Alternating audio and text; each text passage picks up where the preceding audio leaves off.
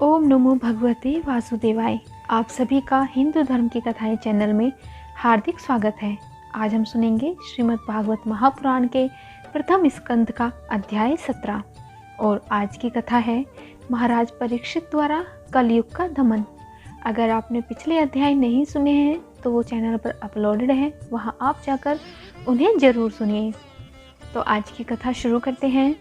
सूत जी कहते हैं, शौनक जी, वहाँ पहुंचकर राजा परीक्षित ने देखा कि एक राजवेशधारी शूद्र हाथ में डंडा लिए हुए हैं और गाय बैल के एक जोड़े को इस तरह पीटता जा रहा है जैसे उनका कोई स्वामी ही न हो। वह कमल तंतु के समान श्वेत रंग का बैल एक पैर से खड़ा हुआ कांप रहा था तथा शूद्र की ताड़ना से पीड़ित और भयभीत होकर मूत्र त्याग कर रहा था। धर्मोपयोगी दूध, घी आदि भविष्य पदार्थों को देने वाली वह गाय भी बार बार शूद्र के पैरों की ठोकरें खाकर अत्यंत दीन हो रही थी। एक तो वह स्वयं ही दुबली पतली थी, दूसरे उसका बछड़ा भी उसके पास नहीं था। उसे भूख लगी हुई थी और उसकी आंखों से आंसू बहते जा रहे थे। स्वर्ण जड़ित रथ पर चढ़े हुए राजा परीक्षित ने अपना धनुष चढ़ाकर मेघ के समान गंभीर वाणी से उसको ललकारा, अरे तू कौन है जो बलवान होकर भी मेरे राज्य के इन दुर्बल प्राणियों को बलपूर्वक मार रहा है? तूने नटकी भांति वेश तो राजा का सा बना रखा है, परंतु कर्म से तो शूद्र जान पड़ता है। हमारे दादा अर्जुन के साथ भगवान श्री कृष्ण के परम धाम पधार जाने पर इस प्रकार निर्जन स्थान में निरपराधों पर प्रहार करने वाला तू अपराधी है, अतः वध के योग्य है। उन्होंने धर्म से पूछा, कमल नाल के समान आपका श्वेत वर्ण है, 3 पैर न होने पर भी आप एक ही पैर से चलते फिरते हैं। यह देखकर मुझे बड़ा कष्ट हो रहा है। बतलाइए, आप क्या बैल के रूप में कोई देवता हैं? अभी यह भूमंडल कुरुवंशी नरपतियों के बाहुबल से सुरक्षित है। इसमें आपके सिवा और किसी भी प्राणी की आंखों से शोक के आंसू बहते मैंने नहीं देखा। धेनुपुत्र, अब आप शोक न करें, इस शूद्र से निर्भय हो जाएं। गोमाता, मैं दुष्टों को दंड देने वाला हूँ, अब आप रोए नहीं, आपका कल्याण हो। देवी, जिस राजा के राज्य में दुष्टों के उपद्रव से सारी प्रजा त्रस्त रहती है, उस मतवाले राजा की कीर्ति, आयु, ऐश्वर्य और परलोक नष्ट हो जाते हैं। राजाओं का परम धर्म यही है कि वे दुखियों का दुख दूर करें। यह महादुष्ट और प्राणियों को पीड़ित करने वाला है, अतः मैं अभी इसे मार डालूंगा।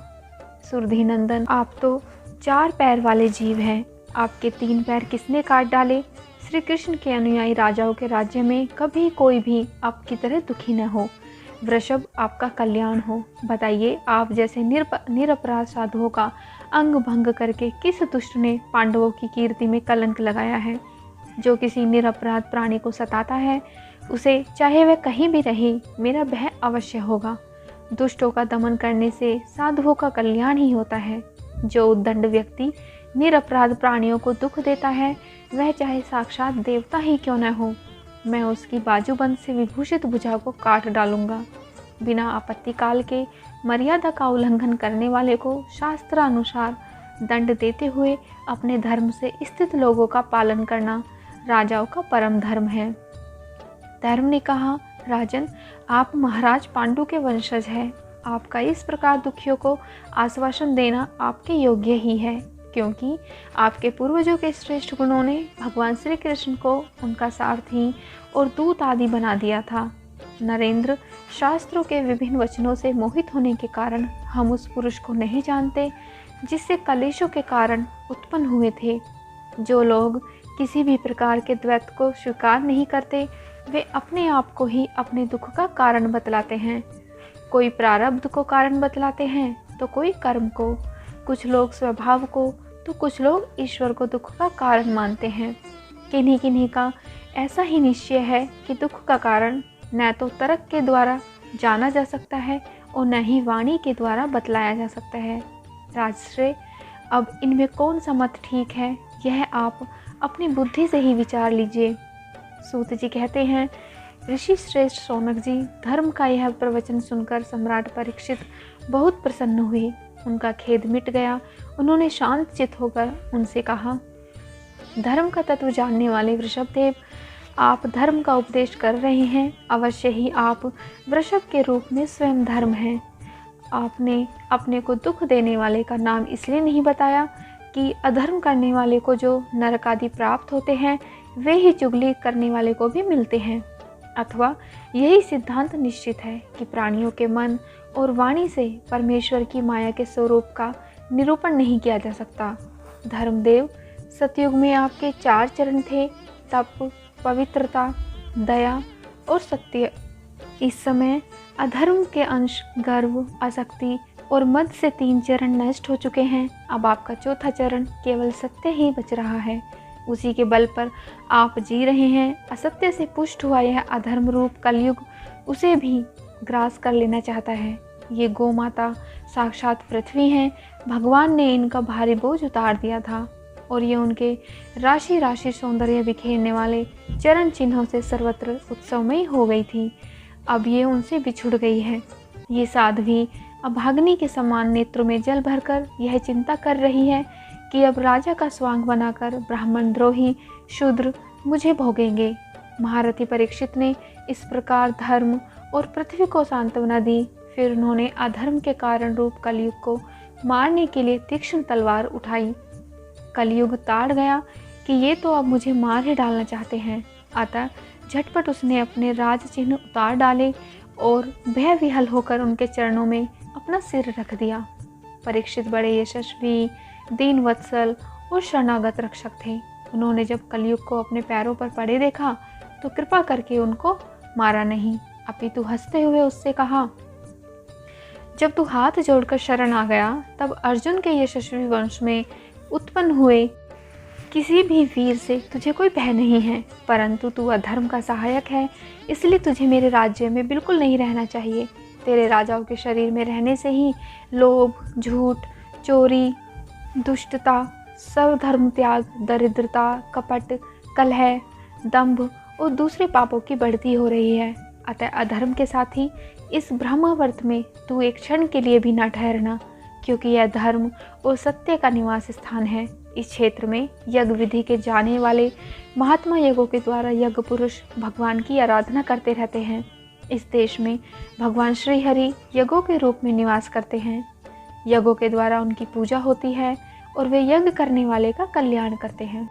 वे सर्वात्मा भगवान वायु की भांति समस्त चराचर जीवों के भीतर और बाहर एक रस स्थित रहते हुए भी उनकी कामनाओं को पूर्ण करते रहते हैं। सूत जी कहते हैं, परीक्षित की यह आज्ञा सुनकर कलयुग सिहर उठा। यमराज के समान मारने के लिए उद्धत हाथ में तलवार लिए हुए परीक्षित से वह बोला, कलयुग ने कहा, सार्वभौम, आपकी आज्ञा से जहाँ कहीं भी मैं रहने का विचार करता हूँ वहीं देखता हूँ कि आप धनुष पर बाण चढ़ाए खड़े हैं। धार्मिक शिरोमणि, आप मुझे वह स्थान बतलाइए जहाँ मैं आपकी आज्ञा का पालन करता हुआ स्थिर होकर रह सकूं। सूत जी कहते हैं, कलयुग की प्रार्थना स्वीकार करके राजा परीक्षित ने उसे 4 स्थान दिए, धूत, मदपान, स्त्री संग और हिंसा। इन स्थानों में क्रमशः असत्य, मद, आसक्ति और निर्दयता, ये 4 प्रकार के अधर्म निवास करते हैं। उसने और भी स्थान मांगे, तब समर्थ परीक्षित ने उसे रहने के लिए एक और स्थान दिया। इस प्रकार कलयुग के 5 स्थान हो गए, झूठ, मद, काम, बैर और रजोगुण। परीक्षित के दिए हुए इन्हीं 5 स्थानों में अधर्म का मूल कारण कली उनकी आज्ञाओं का पालन करता हुआ निवास करने लगा। इसलिए आत्म कल्याणकारी पुरुष को इन 5 स्थानों का सेवन कभी नहीं करना चाहिए। धार्मिक राजा, प्रजा वर्ग के लौकिक नेता और धर्मोपदेष्टा गुरुओं को तो बड़ी सावधानी से इनका त्याग करना चाहिए। राजा परीक्षित ने इसके बाद वृषभ रूप धर्म के 3 चरण तपस्या, शौच और दया जोड़ दिए और आश्वासन देकर पृथ्वी का संवर्धन किया। वे ही महाराज परीक्षित इस समय अपने राज सिंहासन पर, जिसे उनके पितामह महाराज युधिष्ठिर ने वन में जाते समय उन्हें दिया था, विराजमान हैं। वे परम यशस्वी सौभाग्यभाजन चक्रवर्ती सम्राट राजश्री परीक्षित इस समय हस्तिनापुर में कौरव कुल की राज्य लक्ष्मी में शोभायमान हैं। अभिमन्यु नंदन राजा परीक्षित वास्तव में ऐसे ही प्रभावशाली हैं जिनके शासनकाल में आप लोग इस दीर्घकालीन यज्ञ के लिए दीक्षित हुए हैं। श्रीमद् भागवत महापुराण का अध्याय 17 यहीं पर समाप्त होता है। इससे आगे की कथा हम अगले अध्याय में सुनेंगे।